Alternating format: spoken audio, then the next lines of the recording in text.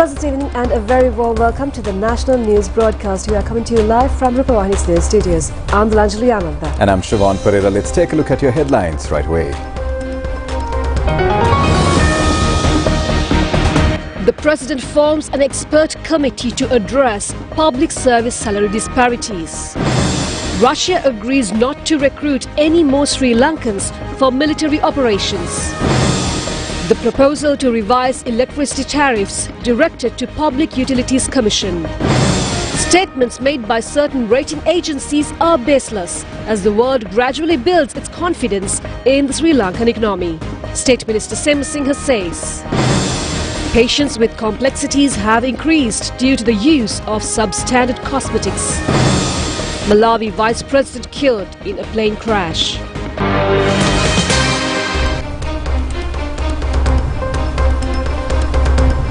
For this and other stories in detail.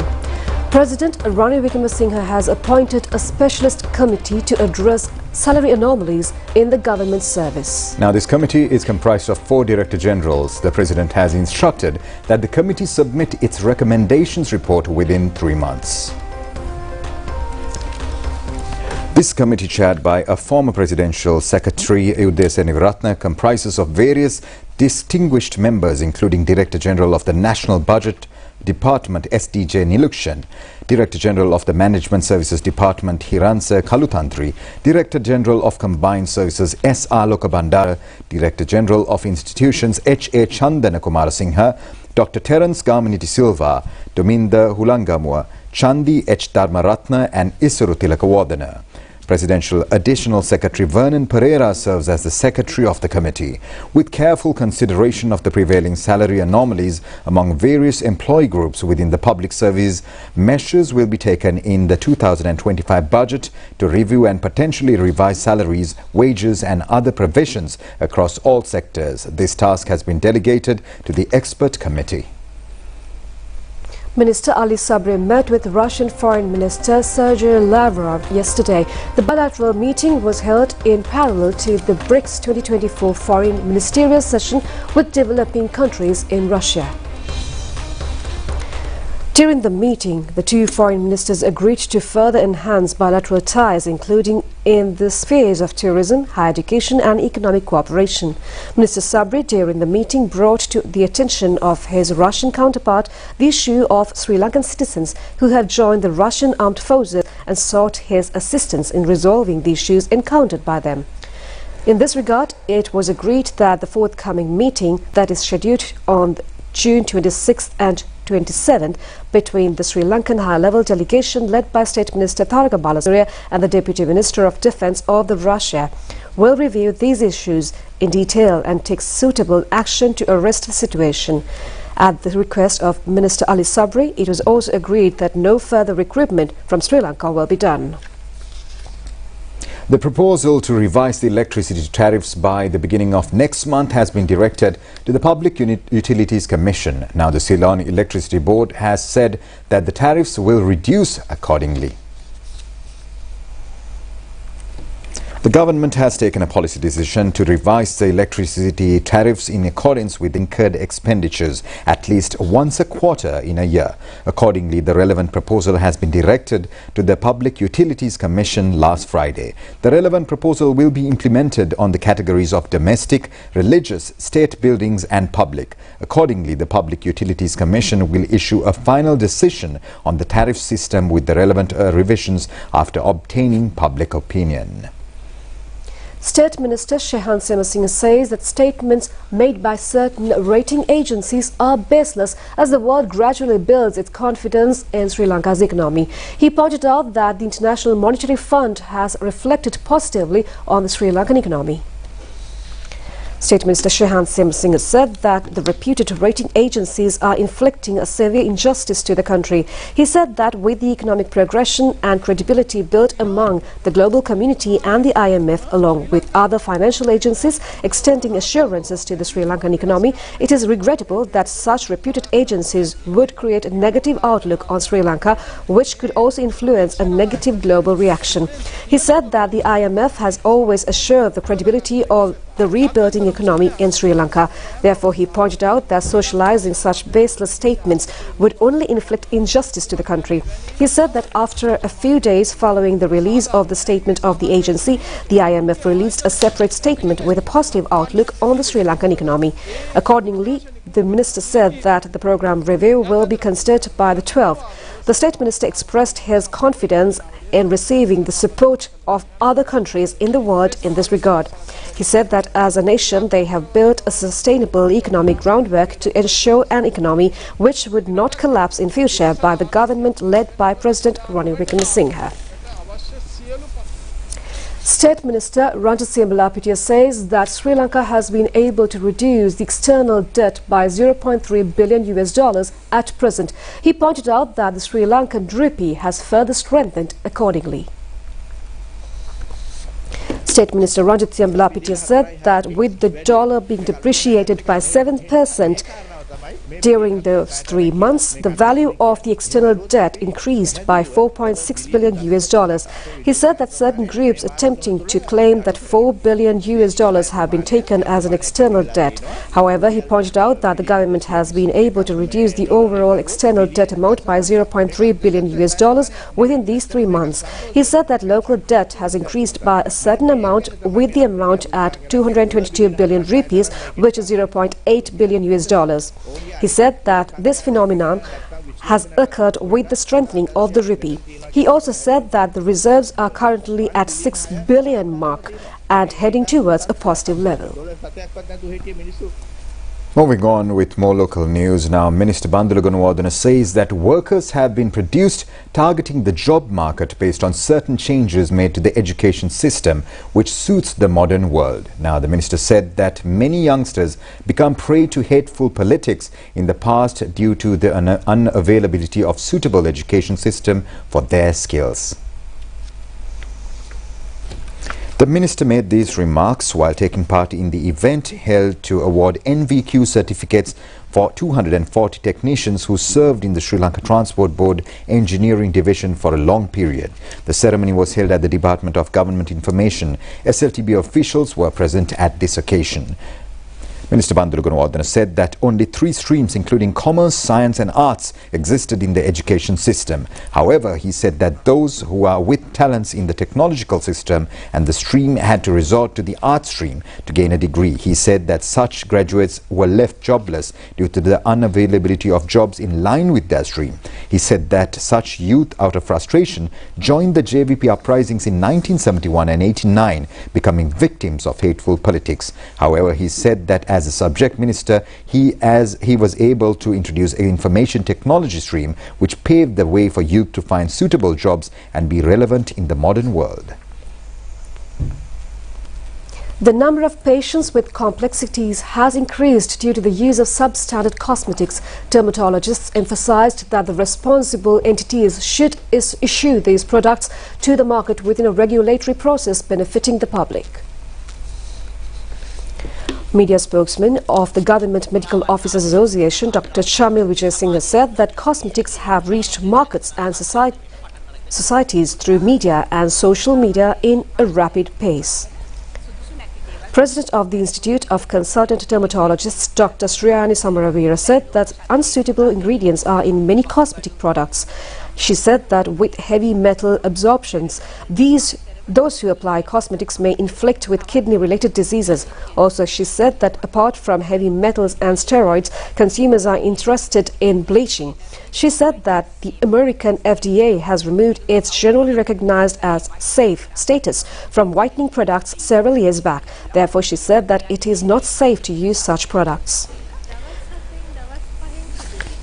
Consultant dermatologist of the National Hospital, Dr. Indira Kahavita said that by using steroids, one could become fair within 5 to 7 days. The doctor said that this medical compound should not be in any of the beauty products. The doctor further indicated that the use of steroids could lead to stretch marks, white patches, face reddening, skin-related issues and various infections. The Colombo District Scholarships Awarding Ceremony for the Presidential Scholarship Program 2024-2025 will take place on June 19th. Now, this event will be held at the Temple Trees with the participation of President Ranil Wickremesinghe. The scholarship program under the concept of President Ranil Wickremesinghe is aimed at supporting students facing economic challenges while excelling in academics and co-curricular pursuits, ensuring unhindered access to education.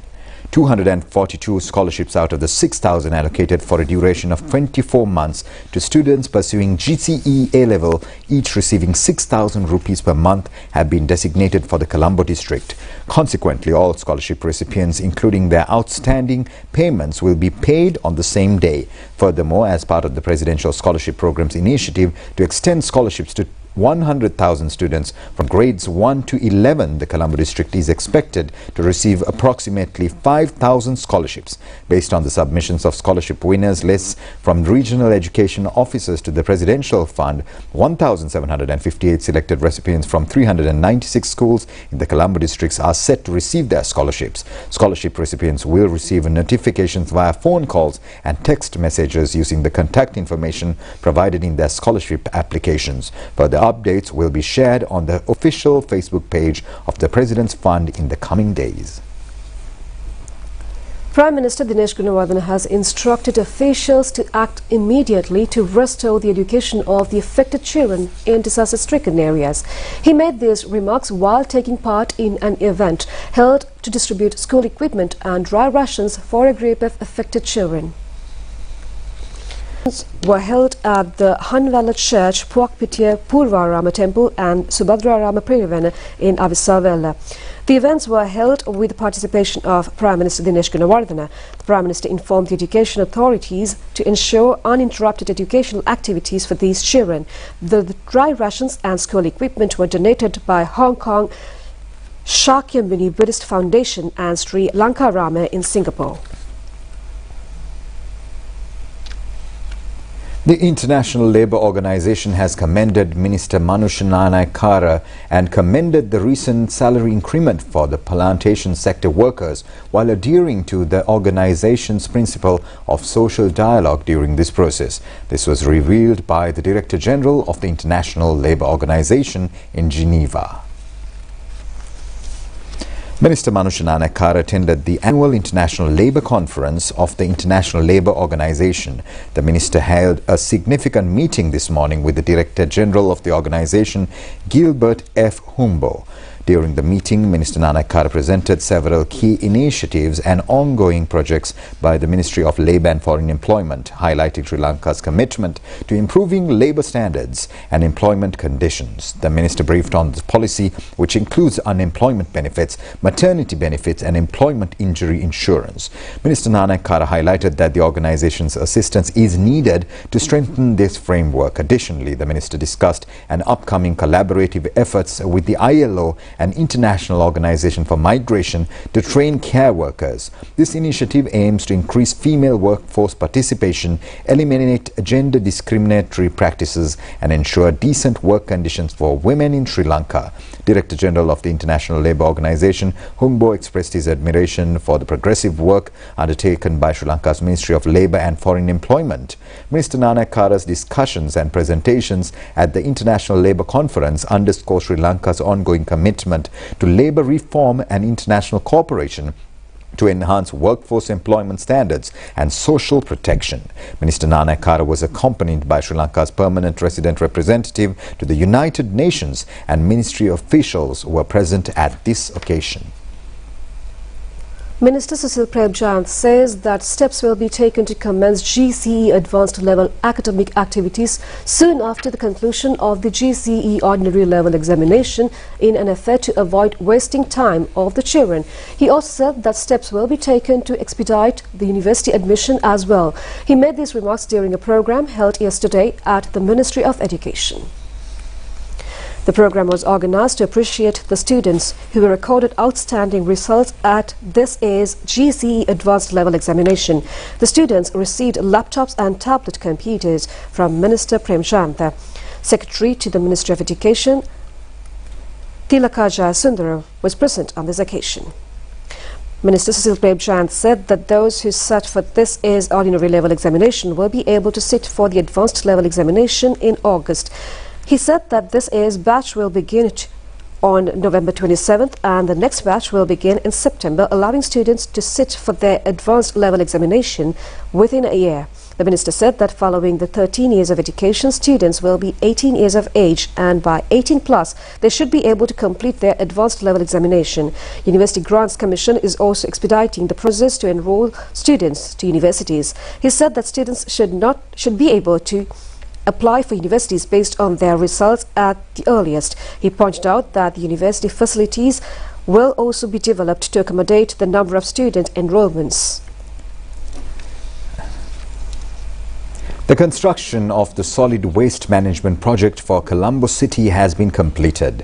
Now the operations of the new centre will begin from August. Director General of Colombo Waste Management Project Sarat Bandara said that the pilot testing of the project is currently underway. The project is initiated in 2014 under the Defence and Urban Development Ministry. The project was initially planned to transfer 1,200 metric tons of garbage generated in Colombo City and suburbs to the Kalania Garbage Exchange Centre and compress the garbage and dispose at the Aruakkalu garbage dump in a safe manner. Accordingly, facilities have been provided at the project to dispose the garbage collected from the local government institutions in the Western Province in a safe manner. We have more news from home in brief. 8,000 families affected from floods in Birgama electorate received cooked and dry rations as well as sanitary goods yesterday. The items were distributed according to the instructions of Senior Advisor to the President Ruwan Wijewardena. Minister of Agriculture and Oman government signed an MOU yesterday to uplift the agricultural activities in Sri Lanka.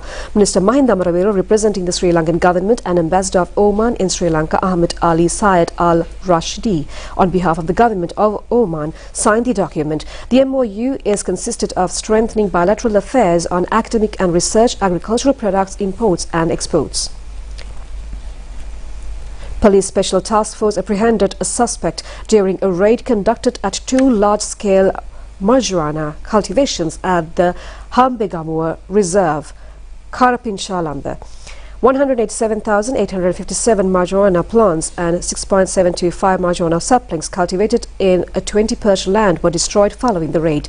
Sabaragamu Provincial Head Office has indicated that apart from vehicles registered in Western Province, revenue vehicles in other provinces can be obtained from the head office. In addition, revenue licenses can also be obtained from any divisional secretariat in the province. However, an additional service fee of 100 rupees will be charged for receiving the service. A program to create awareness for female entrepreneurs in Thimirigasiya division was held at the divisional secretariat today. Minister Sushil Premchand took part in this event. The event was organized by the National Science Foundation under the program Women in Engineering and Technological Sector. And that's all the news we have from home. Stay tuned for international stories coming up next.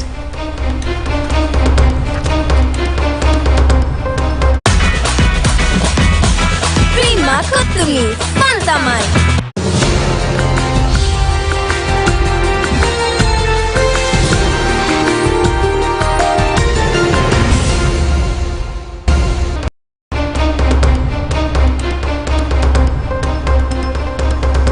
An aircraft carrying Malawi's Vice President Saulos Chilima and 9 others were confirmed dead.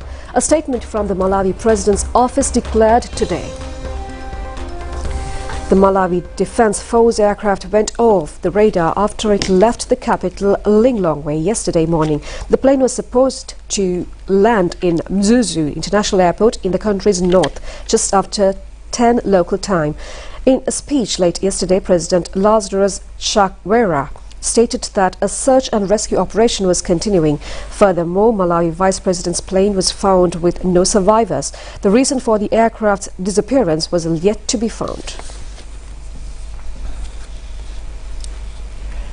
In more foreign news, the United Nations Security Council had voted to support a United States resolution backing a ceasefire plan for the war in Gaza.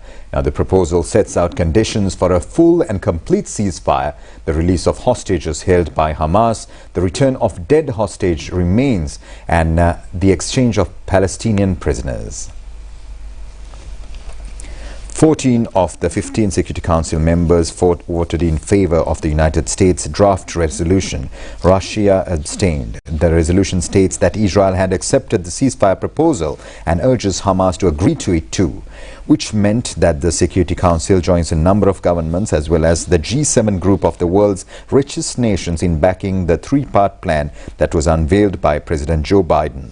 The proposal submitted by Israel to the United States and fellow mediators Qatar and Egypt, reportedly lengthier than the summary presented by Joe Biden, had not been made public, and it was unclear whether it varies from the United States President's presentation.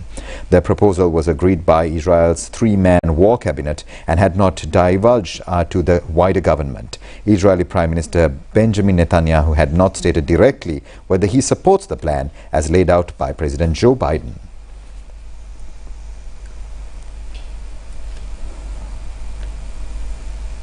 A suspect was arrested in the stabbing of 4 United States college instructors in a public park in the northeastern Chinese city of Jianlin, police stated today. Authorities identified the suspect by his name, Kui, a 55-year-old man from the city's Longston district. Police stated that he collided with a foreigner while walking in Beishan Park, a popular green space in Jianlin city centre. Police asserted in a statement that the suspect then allegedly stabbed the instructors as well as the Chinese tourist who stepped forward and tried to stop him during the incident. Furthermore, they received a call around 11:49 a.m. local time today, after which they dispatched police to the scene and transported the injured to hospital for treatment. Footage purportedly showing the aftermath of the daylight attack, which emerged on Chinese social media yesterday but was swiftly censored, showing 2 men and a woman lying on the ground covered in large bloodstains, surrounded by onlookers. Around 1,000 animals were killed in a fire in Bangkok's famous open-air Chatuchak market early today, gutting nearly 100 shops.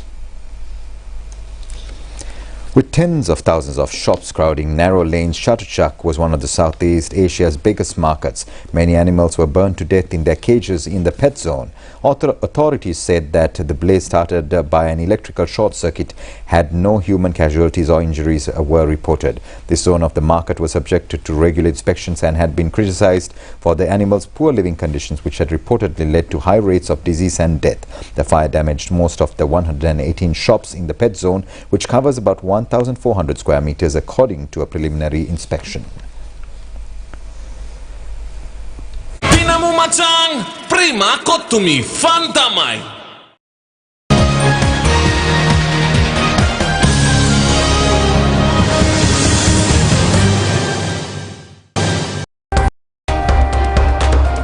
News from the T20 World Cup. Sri Lanka will compete in their 3rd match in the T20 Cricket World Cup tomorrow. Sri Lanka will face against Nepal with the hope to grab their first victory in the tournament.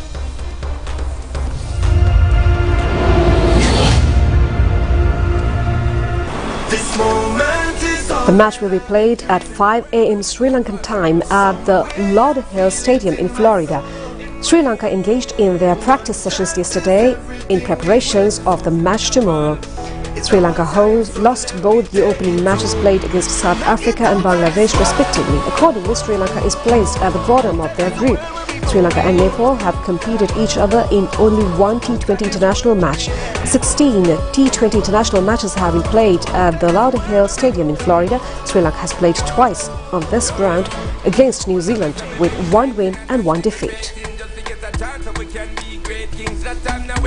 No more debating today for future creating. Here I'm stating, we want the rating. Open a pray, no deliberating. No plating, it been frustrating. Something to the better in our life we making. Because life is giving and taking. Unity and enough collaborating. You see the boundaries that we breaking. When we should have been celebrating. This moment is all that I've been dreaming. dreaming of. To this world. Somewhere I feel it. Now on to more news from the T20 World Cup. Minister Harin Fernando expresses his regrets over the slandering on Sri Lankan cricket players following their defeats in the World Cup. He made these remarks while speaking at a media briefing held in Colombo today.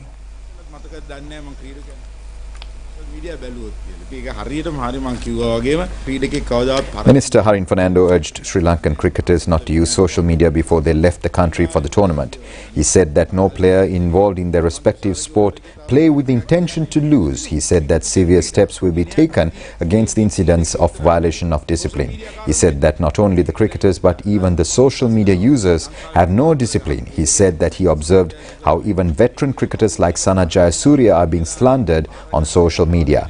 He said that Sri Lankan players have 2 more games to overcome the current situation and that hope was not waned yet. He said that many comments were levelled on player selections, though none of them spoke during the time of selection. He said that it is important to accompany a psychologist and a mentor to maintain professional mental stability of the players.